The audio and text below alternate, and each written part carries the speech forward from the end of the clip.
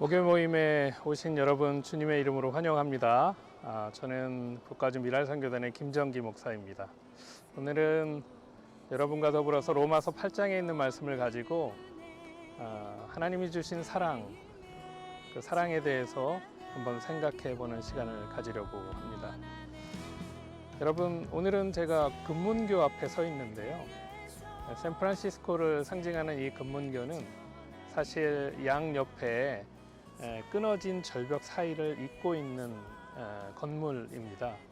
그런데 이 북쪽과 남쪽을 잇는 이 각 절벽에는 여러분 보이지 않는 곳에 군인들의 막사와 포대가 숨겨져 있습니다.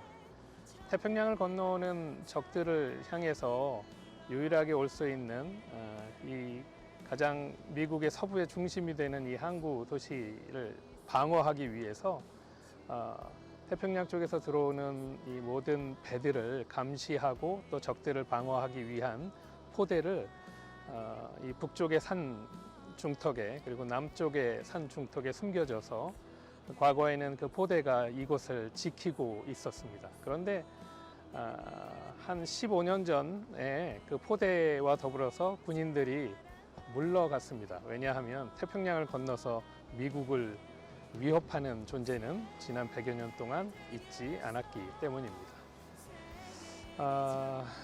오늘은 이 군인들의 이야기를 통해서 함께 하나님의 말씀을 접근해 보려고 합니다.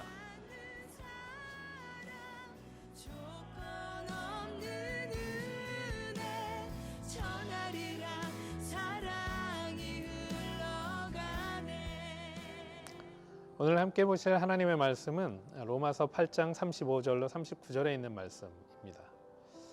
제가 봉독해 드릴게요. 누가 우리를 그리스도의 사랑에서 끊으리요? 환난이나 곤고나 핍박이나 기근이나 적신이나 위험이나 칼이랴. 기록된 바 우리가 종일 주를 위하여 죽임을 당케 되며 도살할 양같이 여김을 받았나이다 함과 같으니라. 그러나 이 모든 일에 우리를 사랑하시는 이로 말미암아 우리가 넉넉히 이기느니라.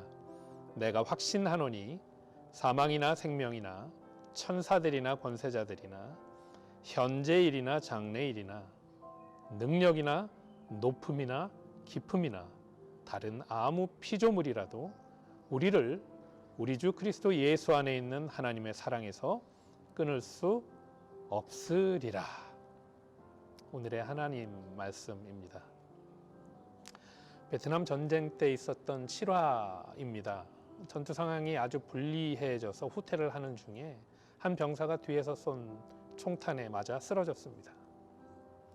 그런데 안전지대로 대피했던 대원 중에 저 쓰러진 친구가 제 친구입니다. 그래서 제가 구출할 수 있도록 허락해 주시기 바랍니다 하고 중대장에게 요청을 했습니다. 중대장은 말렸습니다. 안 된다고요. 그렇게 하다간 안전지대에 있는 너의 생명조차도 위험할 수 있고 지금 멀리서 보건대 지금 쓰러진 저 친구는 이미 사망한 것 같아. 그래서 무모한 짓 하지 마라고 중대장은 이야기했다고 합니다. 그럼에도 불구하고 이 친구는 아니라는 것입니다. 친구를 구해야 한다는 것입니다. 그래서 중대장의 만류에도 불구하고 허락을 받고 다시 총알이 빗발치는 그 위험한 현장으로 돌아갔습니다. 그리고 자신의 친구를 등에 업고 부대로 돌아왔지만 중대장의 말대로 업혀온 친구는 이미 친구의 등에서 숨이 멎고 말았습니다. 업혀오는 동안 죽음을 맞이한 것이겠죠. 그때 중대장이 그 힘들게 친구를 메고 온 친구를 나무랍니다.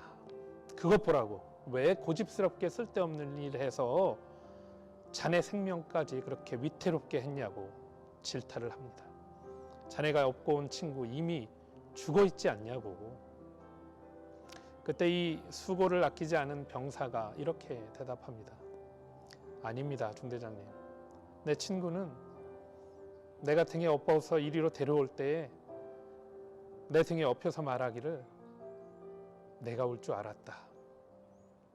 내가 반드시 올 줄 알았다. 나는 너와 같은 친구가 있어서 참으로 행복했다. 이제 죽어도 나는 여한이 없다. 라고 말하고 눈을 감았다는 것입니다. 여러분, 우리가 누구를 사랑하면 얼마만큼 여러분의 사랑을 쏟아내고 있습니까? 그리고 누군가의 사랑을 우리는 얼마만큼 받고 있다고 느끼십니까? 예수님께서 말씀하셨죠. 친구를 위해서 목숨을 버리면 이에서 더 큰 사랑이 없느니라 라고 말이죠. 친구를 위해서 목숨을 버리는 바로 그 같은 친구를 두었기에, 그 사랑을 경험했기에, 그 사랑에 또한 감격했기에 죽어가는 이 친구는 아마도 웃으면서 그 친구의 따스한 등 위에서 죽을 수 있었을 것입니다. 여러분, 우리의 삶의 삶과 죽음은 참 소중한 순간입니다. 하나밖에 없는 생명인데요. 우리 삶에는 연습이 없잖아요. 그런 우리 삶을 어떤 양적으로 바라보는 것을 좀 내려놓고 어떠한 삶으로 가치를 매길 수 있는 질적인 삶으로 바라볼 때 무엇이 우리의 삶의 이 질적인 부분을 결정하는가? 먼저는 우리의 삶의 질적인 부분은 쉽게 생각하면 풍요한 삶을 위한 많은 돈이 필요하다고 생각을 하겠지요. 네. 그런데 여러분, 우리가 그 원하는 만큼 돈을 가졌다 칩시다. 그러면 우리는 만족하면서 살까요? 돈 많은 사람도 끝내는 그의 행복의 무게를 계산하는데 타인에게서 받은, 사람에게서 받은 그 사랑의 무게로 그 행복의 저울이 쏠린다는 사실을 생각해 보면 궁극적으로 내가 얼마만큼 사랑을 받았는가, 그리고 내가 받은 사랑을 누군가에게 얼마만큼 쏟아내었는가, 이 사랑을 받고 사랑을 주는 이 삶의 이 순간과 사실이 우리에게 얼마나 복된 순간이었나를 되돌아볼 수 있다는 것입니다. 지극한 사랑을 사랑하는 부모님께 받은 것은 너무나 복된 삶의 모습일 것입니다. 그리고 반대로 지극한 사랑을 줄 수 있는 자녀들에게 오랫동안 함께 머물면서 그 사랑을 베풀 수 있는 부모님도 얼마나 복된 삶일지 모릅니다. 중매 결혼도 좋습니다. 그러나 저는 지극히 불타는 사랑의 결실로 결혼하는 가정은 참 더 복된 커플이라고 생각을 합니다. 그뿐입니까?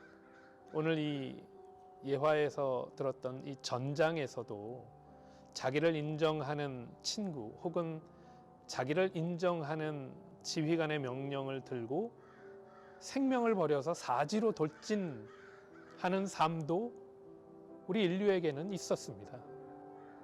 그런 의미에서 우리에게 살고 죽는 일보다 우리의 삶의 질을 결정하는 더 중요한 그 본질은 우리의 내적인 만족을 얻게 하는 이 사랑의 문제라고 저는 생각을 합니다. 내가 지금 머리에 관심을 두고 있는 여러 가지 문제들이요. 자격증을 따기 위한 노력, 직장을 잡기 위한 삶, 내 집을 마련하는 그 기쁨, 또 무언가 성공했다라고 사람들이 일컬을 만한 지위를 얻어서 그 카테고리에 들어가서 얻어낼 수 있는 나의 삶의 만족들을 기대하는 삶, 억눌린 사람들에게는 자유, 뭐 이런 것이 어떠한 외적인 만족을 위한 말과 문제가 많지만은 그래도 여러분 그 모든 것 중에서 생명보다 중요한 것이 있나요? 예.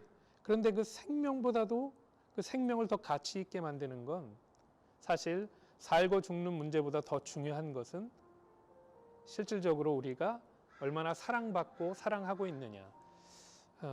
우리를 통해서 나타나는 이 사랑의 본질의 문제가 우리의 삶의 많은 부분에 영향을 미치는 중요한 본질이라는 이야기입니다. 사랑이 있는 곳에는 모든 근심 걱정도 다 물러갈 뿐만 아니라 죽고 사는 문제도 쉽게 넘어갈 수 있는 것이 어떻게 보면 사랑하는 사람들이 느끼는 그러한 특권들이라고 생각합니다. 그것이 사랑입니다. 오직 사랑만이 우리의 삶에 의미를 둘 수 있고요. 또 그 의미를 새롭게 창조해 나갈 수 있는 동력이 되는 것이죠. 유명한 근대 철학자이자 신학자인 칼 바르트라고 하는 교수님이 어느 날 시카고 대학에 방문했을 때 젊은이들을 위해서 신학 특강을 열게 되었습니다. 강의가 끝난 다음에 젊은 친구 하나가 따라오면서 집요하게 이 칼 바르트에게 질문을 합니다. 저는 교수님께서 쓰신 책 다 못 읽었습니다. 그렇지만 몇 권을 읽었는데 굉장히 제 마음에 감동이 있었습니다. 그리고 교수님의 그 해박한 지식과 연구에 참 놀라곤 합니다. 그래서 한평생을 그렇게 저술하고 가르치고 연구하고 그러시면서 깨달으신 것이 있을 텐데 오늘 직접 만나 배웠기 때문에 저는 교수님의 그 삶을 압축해서 이야기할 수 있는 가장 중요한 진리라고 할 수 있는 한마디를 듣고 싶습니다. 라고 조르고 조르면서 이 교수님을 따라온 것입니다. 칼 바르트 교수는 깊은 미소를 지으면서 이 친구한테 이렇게 이야기했다고 합니다. 어렸을 때 주일학교에서 배웠던 찬송 한 구절을 불러주시는 겁니다. Yes, Jesus love me, for Bible tells me so. 이것이 핵심이요. 이것이 나의 간증이요. 이것이 중심이라고 증거했다고 합니다. 여러분, 많은 복잡한 문제가 있지만 오늘 이 시간 잠시 여러분의 모든 문제를 내려놓고 잊어버리시고 Jesus loves me, 예수님께서 나를 사랑하고 계신다는 이 사실을 똑바로 알고 우리가 똑바로 느낀다면 우리가 느끼는 많은 문제들은 그 사랑의 근거에서 어느 순간 눈이 녹듯이 다 녹아버리는 아무것도 아닌 일이 될 수도 있다는 것입니다. 사랑이 있으면 문제를 이길 수 있는 힘을 공급받습니다. 그가 나를 사랑하는 문제, 이것이 마스터키요, 이것이 우리의 생명선이요, 그리고 우리가 모든 것을 이길 수 있는 힘의 근원이 될 수 있다는 것입니다. 말씀에도 말씀하시죠. 자기 아들을 아끼지 아니하시고 우리 모든 사람을 위하여 내어주신 이가 어찌 그 아들과 함께 모든 것을 우리에게 은사로 주지 아니하시겠느냐. 아주 중요한 말씀이라고 생각합니다. 여러분, 사랑 중에 가장 큰 사랑을 이렇게 표현하신 것입니다. 아들을 내어주셨다고 했습니다. 왜요? 아들은 내 생명보다 더 중요한 존재이기 때문입니다. 모든 부모님들에게 여러분 물어보십시오. 내가 고생하는 것과 자식이 고생하는 것 중에 어떤 게 더 아프냐고요. 사랑하는 부모님들이라면 동일한 대답을 하실 것입니다. 내가 고생하는 건 참을 수 있어요. 근데 내 자식 고생하는 건 나는 못 볼 것 같습니다. 라고 말이죠. 내 생명보다 더 중요한 것이 독생자를 내어주는 것이라는 것이에요. 하나님의 외아들을 내어주시는 것입니다. 그렇게 성경에는 계시하고 있습니다.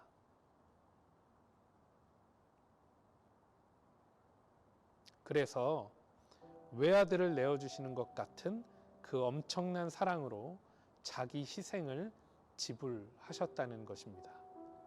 아들을 아끼지 아니하시고 내어주셨다면 모든 것이 어찌 주신 바가 아니시겠습니까? 우스운 얘기고 좀 부끄러운 얘기지만 저는 어렸을 때 어머니로부터 맞은 기억은 없는데 아버지로부터 맞은 기억은 잊지 않고 기억합니다. 저희 아버지는 그렇게 말이 많으신 분은 아닙니다. 어쩌다 몇 마디 하시고 회초리를 드십니다. 그리고 꼭 손바닥을 때리셨습니다. 근데 손바닥을 맞는데 참 이상한 겁니다. 저 학교에서도 손바닥 많이 맞았거든요. 근데 전 학교에서 맞을 땐 울어본 적이 없습니다. 허벅지에 멍이 들게 맞았을 때에도 전 슬프지 않았습니다. 그냥 아팠죠. 예, 아팠습니다. 그러나 눈물은 나지 않았습니다. 그런데 아버지에게 그 작은 쌀이나무 회초리로 손바닥 맞을 때는 그렇게 눈물이 나는 겁니다. 참 이상해요. 학교에서 맞는 몽둥이는 그때는 당구대 그 맨 마지막 끝에 두꺼운 부분이었습니다. 학교 몽둥이에 비해서 별거 아닌 아버지의 그 쌀이나무 회초리요. 그 회초리는 그렇게 절 울게 만든다니까요. 참을 수가 없습니다. 아버지가 사랑하시니까 때린다고 엄마는 옆에서 거드십니다. 그러면 저는 울면서 그렇게 얘기하죠. 사랑한다면서 왜 때리냐고. 했다가 또 맞습니다. 그러나 철이 들면서 여러분 가만히 생각해 보면 그것이 전부 나를 향한 아버지의 사랑이었음을 억울하지만 깨닫게 됩니다. 그런 생각을 하게 됩니다. 그리고 그때 내가 잘못했을 때 맞지 않았으면 내가 지금 어떻게 돼 있을까? 그때 그렇게 엄한 징계를 받지 않았으면 내가 어떤 삶을 살게 되었을까? 생각할 수도 있고요. 그래서 말입니다. 순간순간 어머니의 모습이 늘 그립고 보고 싶고 하지만 이상하게 나를 때리셨던 아버지가 그렇게 보고 싶을 때가 있어요. 그 아버지가 그립고 그 아버지의 징계가 아버지의 나이가 된 이때의 삶을 사는 시간은 굉장히 그립고 그리운 시간이 됩니다. 여러분, 부모가 자식에게 대하는 모든 것 그대로가 사랑입니다. 사랑 아닌 것이 없습니다. 사랑에서 나오는 일입니다. 그것을 믿는 것이 또한 믿음이고요. 모든 것이 은혜였고 모든 것이 기쁨이었다는 것이죠. 그것을 잊지 말아야 합니다. 여러분, 자식이 부모를 사랑한다는 것은 거짓말입니다. 부모가 자식을 사랑합니다. 주도적으로 사랑합니다. 주도적이시며 창조적으로 자식을 사랑합니다. 부모가 자식을 사랑하는 것입니다. 사랑의 승리이죠. 오늘 본문에 보는 바와 같지 않습니까? 누가 우리를 그리스도의 사랑에서 끊으리요? 누가 우리를 하나님의 그 영원하신 사랑에서 끊으리요? 환난입니까? 곤고입니까? 주를 위한 핍박받음 때문입니까? 굶주림의 기근 때문입니까? 아픔의 적신 때문입니까? 위험 앞에서의 위협 때문입니까? 칼 앞에서의 죽음 때문에 우리가 그리스도의 사랑에서 끊어집니까? 종일 죽음을 당하는 것 같은 고통을 당한다 할지라도 이 사랑에서 끊을 수 없다는 것입니다. 이 사랑을 부인할 수 없다는 것입니다. 여기서 우리 많은 믿음의 선조들은 순교를 당합니다. 아무리 비참하게 죽어도 그리스도께서 우리를 사랑하신다는 그 믿음이 있었습니다. 아무리 어렵게 고생을 해도 하나님은 지금 나를 사랑하십니다. 이것이 하나님의 사랑에 잇대어 사는 사람들의 사랑의 승리를 얻는 삶이라는 것입니다. 그 사랑에 감격하면 고난을 치르고 주고 갈 수 있습니다. 기쁘게요. 그래서 오늘 성경은 말합니다. 넉넉히 이기느니라. 그냥 이기는 게 아니에요. 넉넉하게 이길 힘을 우리 사랑의 힘으로 하나님께서 공급해 주신다는 겁니다. 여러분, 참으로 사랑하면 병도 이깁니다. 원수도 이깁니다. 의심도 이깁니다. 우리의 죄도 이깁니다. 사망도 이길 수 있습니다. 위대한 역사가 여기에 있는 것입니다. 우리가 약해지는 이유는 한편으로 우리가 사랑을 잃었기 때문일 수가 있다는 것입니다. 그래서 오늘 특별히 성경은 말합니다.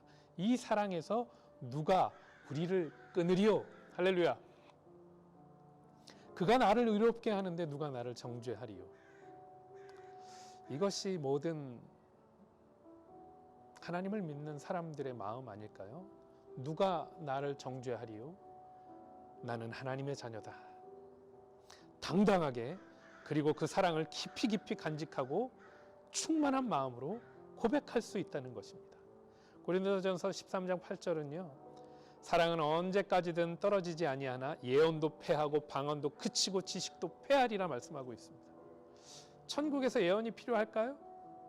방언하며 기도함이 필요치 않습니다. 오직 천국에서도 우리의 사랑은 빛나는 보석과 같이 비춰질 것입니다.